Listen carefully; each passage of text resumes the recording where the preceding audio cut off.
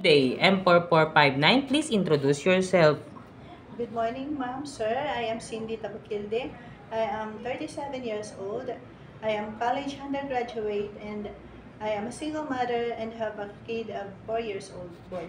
Okay, Miss Cindy, I see that you have experience somewhere in Kuwait. What is your main duty and responsibility as a helper? My main duty and responsibility, I take care of elderly.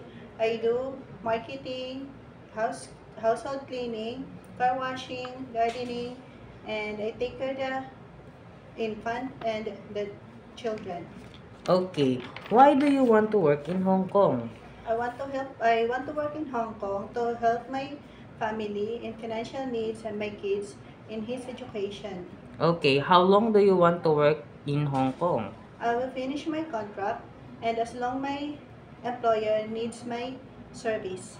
What did you do if the newborn is crying? I will check his diaper if it's dirty or I will check his temperature and I will call the attention of my employer.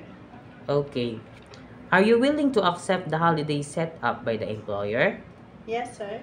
Are you willing to take care of elderly? Yes, sir. Are you willing to co-work with other workers? Yes, sir. Are you willing to work on Sunday? Yes, sir.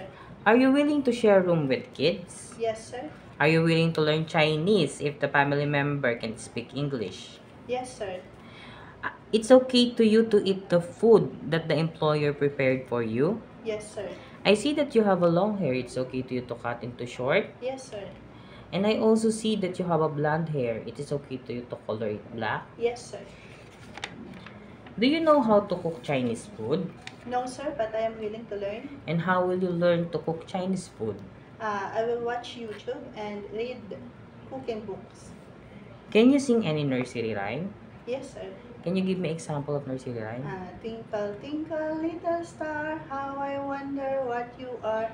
Up above the world so high, like a diamond in the sky. Twinkle, twinkle, little star, I Okay. wonder what you are. Okay, good. Message to your future employer. To my future employer, please hire me because I am good, obedient, honest, and I will do my best to help you and your family. Okay, thank you, M4459.